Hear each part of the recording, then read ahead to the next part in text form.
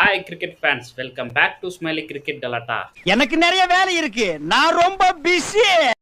இன்னைக்கு நம்ம என்ன பார்க்க போறோம்னா, பஞ்சாப் விசஸ் சென்னை மேட்சோட ரிவ்யூ தான் பார்க்க போறீங்க. Welcome to the show. அண்ணா, நேற்று மேட்ச் பார்த்தியா? எல்லாம் பார்த்தேண்ணா. ஓகே, ஃபர்ஸ்ட் டாஸ்லேருந்து வருவோம். பஞ்சாப் டாஸ் வின் பண்ணாங்க. ஆக்சுவலி இந்த ஐபிஎல்ல இந்த வருஷம் ஐபிஎல்ல நீ எடுத்து பார்த்துக்கிட்டீங்கன்னா, டாஸை வின் பண்ண 90% டீம் வந்து மேட்ச் வின் பண்ணிடுவாங்க. அது என்னன்னு தெரியல, டியூ ஃபேக்டரா என்னன்னு தெரியல. ஆனா டாஸ் வின் பண்ணா டியூ ஃபேக்டர் ஒரு பிளக்கனா செகண்ட் அந்த இடத்துல டியூ வரலன்னா பால் வந்து ரொம்ப ரிவர்ஸ் ஸ்விங் ஆகுது அந்த சலைவா யூஸ் பண்றதுல. அதான் 90% டீம் வந்து வின் பண்ணிடுது. டாஸ்ல தெரிஞ்சு போச்சு இந்த மேட்ச் பஞ்சாப் பக்கன்ட்டு. சரி, ஓகே. சென்னை ஒரு கோப் இருந்துச்சு. ஆக்சுவலி சென்னை சிஎஸ்கேக்கு ஒரு நன்றி. ஏன்னா நீங்க இந்த மேட்ச் ஜெயிச்சு ஒரு ஓப்பு ஃபேன்ஸ்க்கு கொடுத்து 4 மேட்ச் இவங்களை பார்க்க வச்சிருப்பீங்க. இனிமே அவன் பொழப்ப போய் பார்ப்பானுங்க. சரி, ஓகே. ஃபர்ஸ்ட் சென்னை தான் பேட்டிங் பண்ணாங்க. நான் ஆல்ரெடி சொன்னது தான், ஷேக் ரஷீத் வந்து பெருசா ஃபர்ஸ்ட் மேட்சுக்கு அப்புறம் பெருசா அவன் அடிக்கல. ஒரு மாதிரி ஃப்ளோவா போறாரு, கடவரான் இந்த பையன். நம்ம ருத்ராஜ் கேக்வாட் மாதிரி ஆயிட்டுக்கிறாரு. நம்ம ருத்ராஜ் கேக்வாட் சொல்றல, இன்சைட் அவுட் அடிப்பான். இவனுக்கு இன்சைட் அவுட்டே அடிக்க வர மாட்டேங்குது. அவனுங்க தெளிவா பிளான் பண்றான்னா பவுன்சரு பாடி லைன் இதேதான் கொடுத்தாங்க.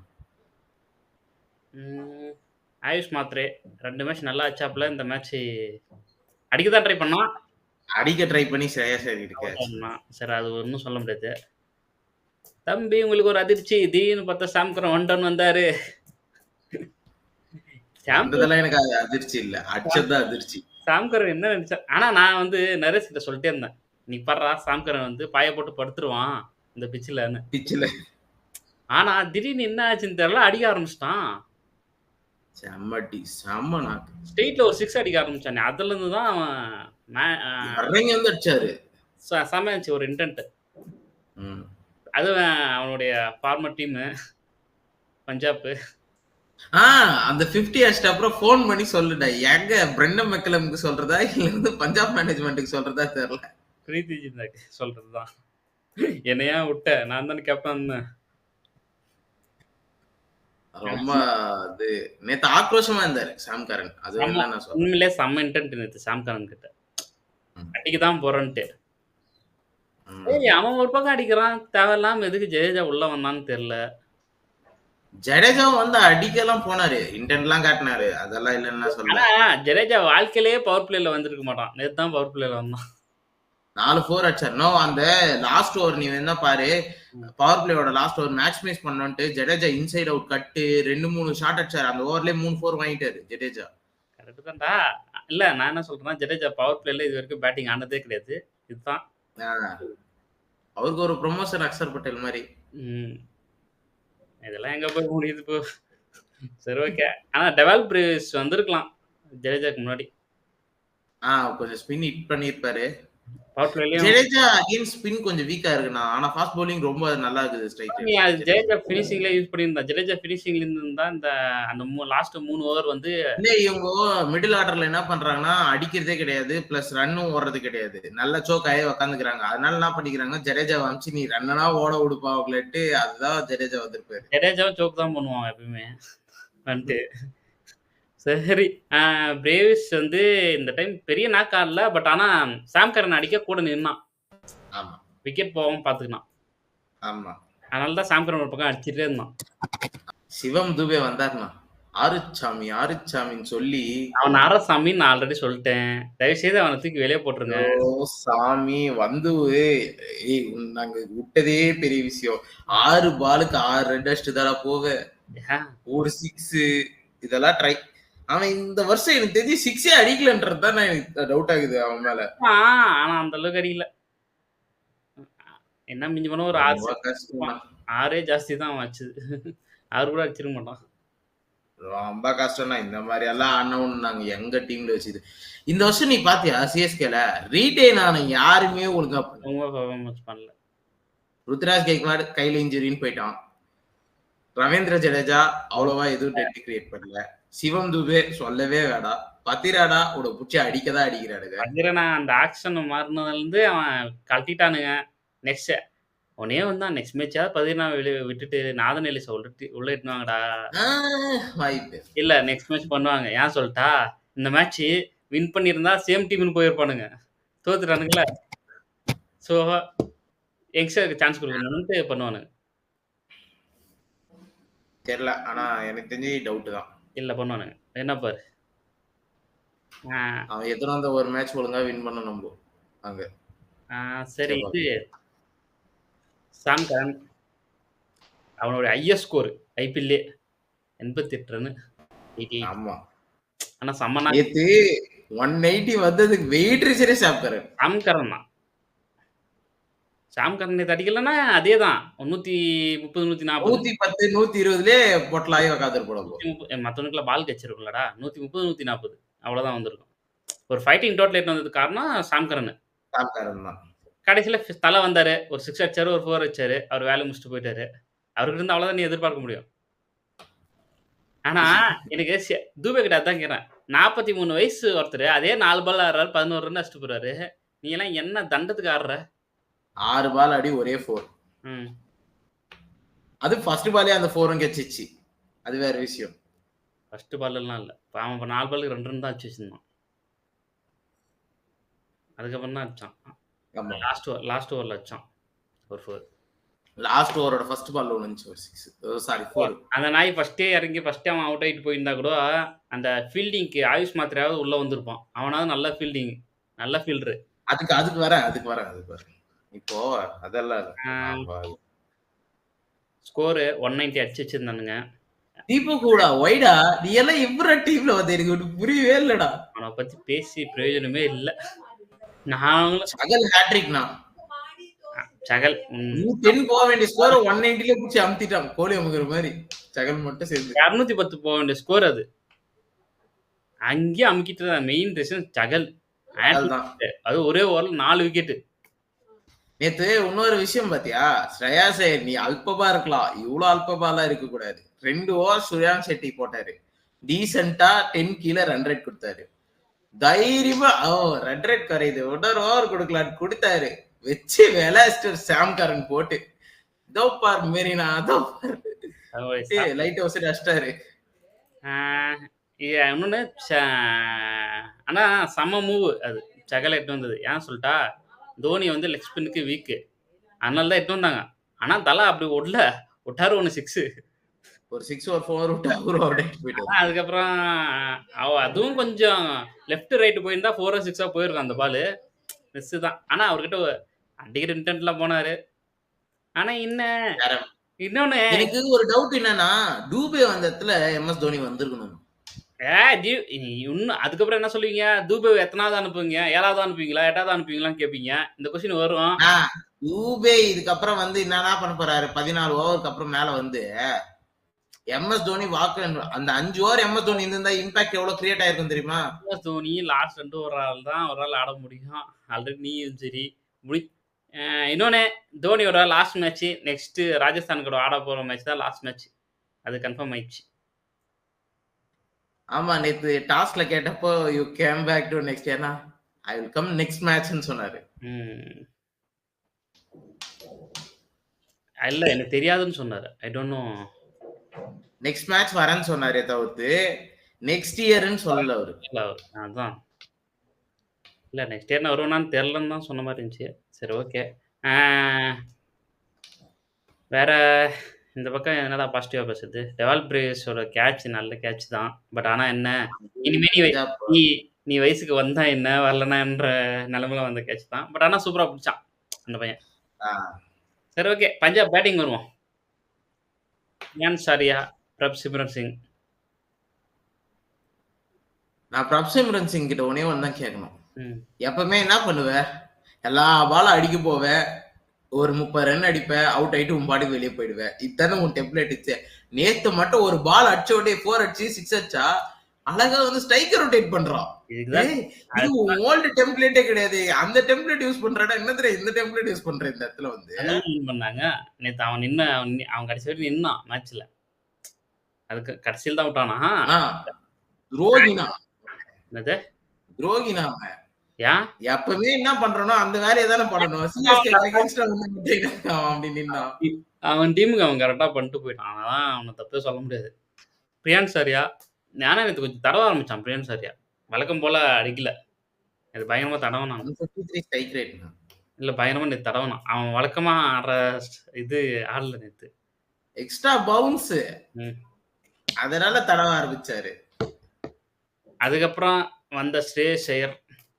சென்னை ஸ்பெஷல் குழம்புன்னு சொன்னவனுக்கு ஸ்பெஷல் குழம்பு குடுத்து அனுப்புவானுன்னு பார்த்தா, அவன் திரும்ப இவனுங்களுக்கு தான் குடுத்து அனுப்பிச்சான். ஆ கேப்டன் இன்னிங்ஸ் கேப்டன் ஸ்ட்ராங். அவ்வளவுதான். ஆனா பாரேன், எவன்லாம் ஃபார்ம் இல்லையோ அவன்லாம் சிஎஸ்கே கிட்ட வந்து ஃபார்ம் ஆயிடுறானுங்க. ஸ்ரேயஸ் ஐயர் லாஸ்ட் ஒரு 3 மேட்ச் தடவிருந்தான்.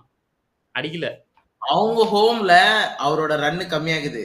அதே அவேல வந்தா அவரோட ரன் அதிகமாகுது. அதான் லாஸ்ட் 3 மேட்ச் அவன் அடிக்கல. ஆனா அவன் வந்து எப்போ உள்ள சிஎஸ்கே மேட்ச்னோனே குஷி ஆயிட்டுப்பான். ஓகே நம்மளுக்கு ஃபார்ம் வரதுக்கு ஒரு டீம் கிடைச்சிச்சுடா. அடிச்சு ஃபேமஸ் ஆயிடலாம். என்னது வடிவேல் டயலாக் தான். நீயும் என்ன அடிச்சு ஃபேமஸ் ஆகலான்னு பாக்குற. சரி ஆயிக்கோ. எப்படி இது 2010ல சிஎஸ்கே எப்படி பஞ்சாபா அடிச்சு பிளே ஆஃப் குள்ள போனாங்களோ அதே மாதிரி சிஎஸ்கேவோட பிளே ஆஃப் கனவை பஞ்சாப் அடிச்சு நொறுக்கிட்டாங்க. இனிமேல் பாசிபிள் இருக்குமேனா? எப்படி பாசிபிள் இருக்கும்? இன்னும் 4க்கு 4 ஜெயிச்சா கூட பாசிபிள் கிடையாது. அல்ல 2 தான் ஜெயிச்சுக்கிறானுங்க. 3 ஜெயிச்சிருந்தா கூட ஏதோ ஒரு பாயிண்ட் சின்ன ஒரு சான்ஸ் 1% சான்ஸ்னு சொல்லலாம். 12 பாயிண்ட் தான் வரும். சான்ஸ் இல்ல. சசாந்த் சிங். அது சசாந்த் சிங் வந்து அதான் நிறைய டைம் சொன்னதுதான். இவனுங்க தப்பி தவறி எடுத்த பிளேயரு.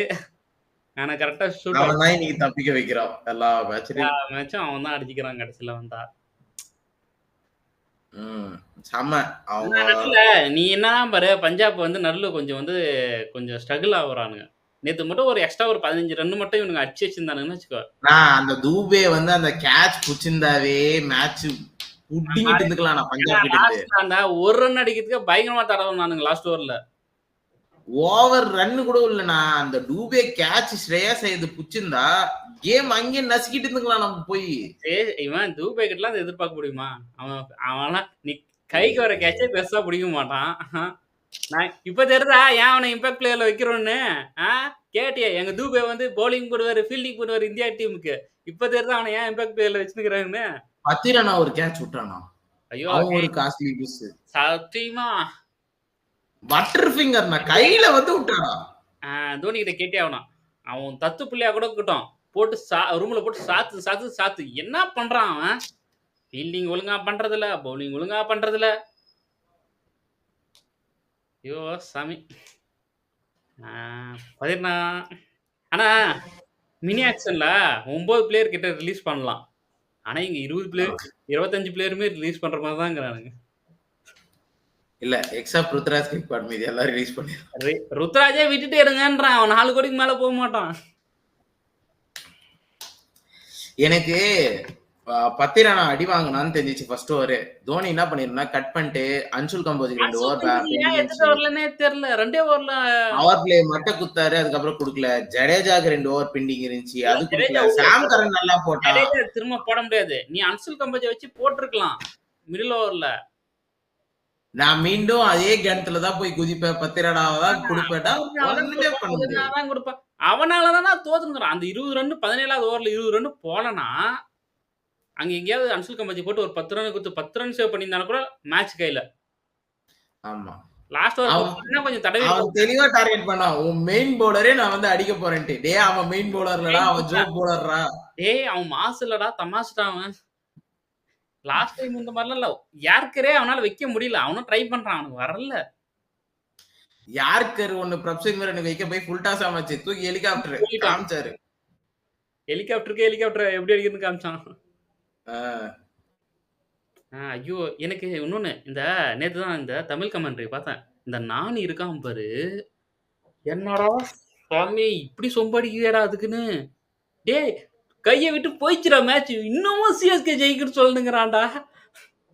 ஐயோ! டேய் அவனுக்கிட்ட 8 விக்கெட் கையில இருக்குதுடா. இதுக்கப்புறம் அடிக்கலாம் அவனுங்களுக்கு தானே வரவன் 10 ரன் அடிச்சா கூட கேம்னு. ஐயோ! இவனுங்கலாம் உண்மையிலேயே கிரிக்கெட் ஆடுனானுங்கன்னா என்னன்னு தெரியல. இவனுங்கலாம் எப்படிடா கமெண்டேட்டர் அவங்களோட எமோஷன்னா இப்ப சென்னை எமோஷன் வேற தோக்குறோம். யாருங்க? எமோஷன்ன்றது இப்போ எமோஷன் வேற, ரியாலிட்டி வேறன்னு எனக்கு கூட தெரியுது. உனக்கும் ஞாபகம் வச்சுக்கோ. லாஸ்ட் ஓவரு அந்த 1 ரன் அடிக்கிறதுக்கு இவங்க திணறினப்போ, இன்னொரு 3 ரன் இருந்தா டிராப் பண்ணி சூப்பர் ஓவர் போயிருப்போம்ல நம்ம. 3 ரன் வாய்ப்பே இல்ல. அவன் ஜான்சன்லாம் அடிச்சிட்டு இருப்பான். ஒரு 10 ரன் இருக்கா சொல்லு. ஏதோ ஒரு சான்ஸ் இருக்கு. 10, 15 ரன் இருந்தா சான்ஸ் இருக்கு. நீ இந்த 8 ரன், 7 ரன்லாம் அடிச்சிட்டு இருப்பானுங்க. பஞ்சாப் என்னதான் பஞ்சாப் வந்து வின் பண்ணாலும் பஞ்சாப் கிட்ட இன்னும் ஓட்டைகள் இருக்கு. தம்பி நீங்க பிளே ஆஃப் போகணும்னா மிடில் ஆர்டர் நம்ம. Middle order. பவுலிங்ல ஓப்பனிங் ஹர்ஷீப் சிங் சொதப்புறான். அவன் ஜான்சன் தான் நல்லா போட்டுக்கிறான்.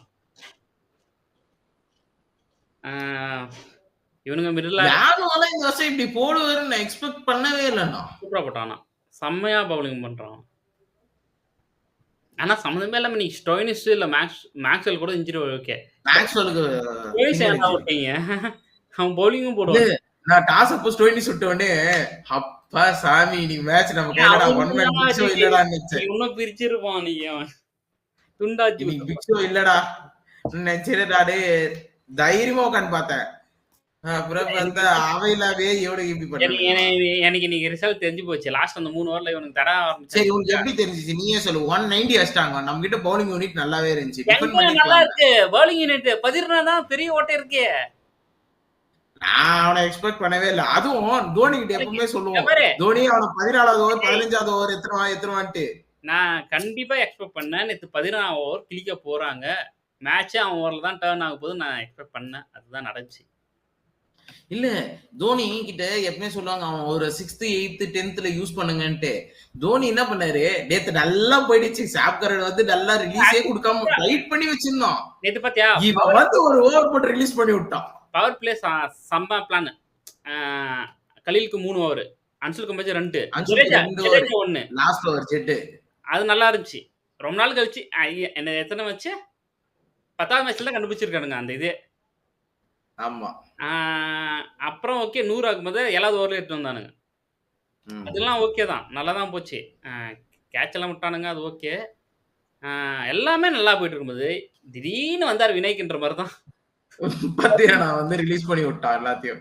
பிரஷர் அப்படியே ரிலீஸ் பண்ணிட்டான். சாம் கரன் இல்லனா இவனுங்களே போட்டுருந்தா கூட பாத்தியா நான் நார்மலா வர ஸ்டேஜ்லயே 13வது ஓவர் வந்திருந்தாலும் இவனுங்க அந்த 13வது ஓவர் வரைக்கும் ரன் ரேட்டை மேல ஏத்திட்டு பண்ணுங்க. 12 ஏத்தி இருந்தா இவனுங்க ரேர் ஷாட் ஆட போய் அவுட் சீக்கிரமா இருப்பாங்க. அந்த 14 வந்தா பாத்தியா அந்த ஓவர் நீ அன்சுல் கம்பேஜ் குடுத்துருக்கலாம். அன்சுல் கம்பேஜ்க்கு 2 ஓவர் இருக்குது. அன்சுல் கம்பேஜ்க்கு 2 ஓவர் இருக்குது. ஜட்டுக்கு ஒரு ஓவர் பெண்டிங் இருக்குது. எனக்கு தெரிஞ்சு நீ ஒரு ஓவர் பெண்டிங் இருக்குது. ஒரே ஓவர் மேட்ச் போயிடலாம். ஃபர்ஸ்ட் ஓவர் போட்டா பாத்தியா 14 அது அந்த ஓவர் நிப்பாட்டுக்கலாம். ஏன்னா ஃபர்ஸ்ட் 14 ரன் வாங்குனோனே கம்பெனி கோஸ்ட் இதுக்கெல்லாம் ருத்து தான கரெக்ட். நான் ஃபர்ஸ்ட் பால் வைடு தான் போடுவேன்ட்டு அடம் பிடிச்சு வைடு போடுறான்டா அவன். இல்ல இதுக்கெல்லாம் ருத்து தான் கரெக்ட். ஒரு ஓவர் அடி வாங்கியா தம்பி அங்க பார் அதான் உன் ஃபீல்டிங் இடம், அங்கேயே நின்று வராதே பவுலிங்கே கேட்காத நான் தரவே மாட்டேன்ருவோம். அந்த மாதிரி இருக்க ருத்து. முன்னாடி ருத்து கேப்டன்சில நானே கொஸ்டின் பண்ணேன். ஆனா ருத்து கேப்டன்சில இருக்கும்போதும் அதே தான் நடக்குது. தோனி கேப்டன் வந்தாலும் அதே தான் நடக்குது. இந்த யூனிட்லாம் வச்சுலாம் ரொம்ப கஷ்டம். நான் பவுலிங் யூனிட் நல்லா இருக்குதுண்ணா. பேட்டிங் யூனிட்லாம் வச்சுலாம் ரொம்ப கஷ்டம். எம்எஸ் தோனி சொல்லிட்டாரு, ஏதாவது சின்ன ஓட்டனா அடிக்கலாம், பெரிய ஓட்டையை எங்க அடிக்கிறது. ஆனா அப்பயும் நீங்க யங்ஸ்டர் ட்ரை பண்ண மாட்டேன்றீங்களே. எனக்கு அதுதான் எம்எஸ் தோனி கிட்ட கேட்கணும். நான் இந்த வருஷம் 20 பேர் மாத்திட்டோம். ஸ்குவாட்லயே 25 பேர் தாடா. பரவாயில்ல இருக்கிற 5 பேரும் மாத்துங்கன்றேன். 5 பேர்ல 2 பேர் இன்ஜூரி. நாகர்கோட்டி பவுலிங் போடுவான்டா. கமலேஷ் நாகர்கோட்டி யாரை எடுத்துட்டு யாரை போடலாம்? நீ 14 தூக்கு 14 தேவையில்ல. வந்தாவே செம்மையா இருக்கும் அதுக்கு. அதுவும் பண்ண மாட்டேன்றானுங்க இவனுங்க. ஆனா நேத்து எம்எஸ் தோனியோட போர் கேப்டன்சி பவுலிங் ரொட்டேஷன். நேத்து நானே இன்னொரு பக்கம் ஆசைப்பட்டது என்னன்னா அல்பத்தனமா இருக்கும். பட் இருந்தாலே இதுதான் நேத்து ஜடேஜா 250th IPL வின் பண்ணியிருந்தா செம்மையா இருந்திருக்கும். அந்த மாதிரி எவன் 100வது மேட்ச் 150வது மேட்ச் 200வது மேட்ச் ஆடுறானோ அந்த மேட்ச் எல்லாம் தோத்துருவானுங்க. இன்னொன்னு நேற்று சிஎஸ்கே ஜெயிச்சிருந்தா தான் ஆச்சரியம். தோத்தது ஆச்சரியமே கிடையாது. சிஎஸ்கே ஃபேனுங்க ஆல்ரெடி மேட்ச் இந்த மேட்ச் தோத்துருவாங்க தெரிஞ்சுதான் மேட்சே பார்க்க ஆரம்பிச்சாங்க எல்லாரும். ஆ, ஆனா என்ன அந்த தெரியுமா? 190 வந்தப்ப மேஜிக் ஸ்கோர் அது. நான் நல்லாவே யோசிச்சேன். இல்லடா கண்டிப்பா ஹோப் பெருசாலாம் இருக்குன்னு. டர்ன் ஆகல. ஓகேவா? அதனால அந்த ஸ்கோர் வந்து நேத்து டர்ன் ஆகலன்றதுனால தான் இவங்களும் இவ்வளவு ரன். நம்ம கிட்ட நல்ல டர்ன் ஆகுற மாதிரி இருந்துச்சுன்னு வச்சுக்கோ, நம்ம ஆளுங்களும் மாட்டிக்குவானுங்க நல்லா. இல்ல ஆனா சாம் கரன் நல்லா தான் ஆடுனான் பேட்டிங். அவன் நான் சாம் சாம் கரனை குறை சொல்லனா. பிரேவிஸ் மத்த எல்லாருமே யோசிச்சு பாரு. டர்ன் ஆச்சுன்னா அவங்களும் மாட்டுவாங்க. மத்த எவனுமே அடிக்கலையாடா நேத்து. எவன்டா அடிச்சான் நேத்து? டர்ன் அது ஆனா என்னவோ என்ன கரெக்ட் தான். ஆடல என்ன எவனுமே அடிக்கலையே நேத்து. ஆ, டெவால் ஆனா பிரேவிஸ் என்ன வந்து ஒரு நல்லா ஜாலியா இருக்குது. என்டர்டைன்மெண்ட் பண்றாரு கிரௌட. ஆக்சுவலி அவன பார்க்கும்போது எனக்கு சுரேஷ் ரெய்னாவ பார்த்த ஏவி. ஃபீல் வந்துச்சு. எனக்கு ஏபி பார்த்த ஃபீல் இருந்துச்சு. ஆஹா! அந்த ஃபீல்டிங்ல அந்த ஃபேன்ஸ் கூட ஆ. ஜாலியா இருக்கிறது, ஃபீல்டிங் அப்படியே கொஞ்சம் எப்படி ஜாலியா வச்சுக்கிறான்டா அந்த ஃபீல்டிங்க. டேய் அவன் ரீப்ளேஸ்மென்ட் பிளேயர் கிடையாது இதுக்கு பெல்ட். அவன் தான் மெயின் பிளேயர். அவனுக்கு பதில் யாரும் ரீப்ளேஸ் பண்ணி பாருங்க. அவனை தூக்கி வெளியே போட்டுருங்க. குர்பஜன் சிங். அவனுக்கு ஏய் வேடா. அவன் வேணும். அவன்லாம் 150 நான் சாலிடா 150 போடுவான். லெஃப்ட் பரவால்ல. Arm spinner. அவனுக்கு பவுலிங் தான் ஆல்ரெடி இருக்குது. எப்படியும் அவன பெஞ்சில தான் உட்கார வைக்க பாருங்க. அதுக்கு இவனே ஆட்டு போயிருங்க. இல்ல வெளிய விட்டு திருப்பி கொண்டா கூட்டிட்டு வந்திருக்கோம். இந்த வேலை எல்லாம் பண்றாதீங்க. அப்படின்னா எப்படியும் ஓவர் அவன்லாம் வந்தா பெஞ்சில தான் உட்காருப்பான். அவ்வளவுதானா இவங்க க்ளோஸ் தான் பிளே ஆஃப். ஏய் பிளே ஆஃப் இன்னும் நம்பிக்கை இருக்குதா? பிளே ஆஃப் முடிஞ்சு போச்சு. ஃபர்ஸ்ட் டீமா நான் நேத்து ஓப் வச்சேன் தெரியுமா? ஆகி வர்றது சிஎஸ்கே தான். ஆனா இன்னொன்னு சொல்றேன். எப்பலாம் இவனுங்க ஃபர்ஸ்ட் டீமா எலிமினேட் ஆகி வரானுங்களோ நெக்ஸ்ட் இயர் செம்ம கம்பேக் குடுத்துருக்கானுங்க. நெக்ஸ்ட் இயர் பார்ப்போம். நெக்ஸ்ட் இயர் பாப்போம். இந்த வீடியோ உங்களுக்கு பிடிச்சிருந்தா லைக் பண்ணுங்க, ஷேர் பண்ணுங்க, மறக்காம சப்ஸ்கிரைப் பண்ணிடுங்க. நெக்ஸ்ட் இயர் கம்பேக் பண்ணுவாங்களா? பண்ண மாட்டாங்களா? கமெண்ட் பண்ணுங்க. ஆக்சுவலி நெறைய ஏட்டர்ஸ் வந்து ஜாலியா இருப்பீங்க. இன்னொன்னு இவ்வளோ பேர் நீ கதற விட்டுருக்கன்னா, இத்தனை வருஷமா நீ எவ்வளோ வேற லெவல்ல பண்ணியிருப்ப. சிஎஸ்கே.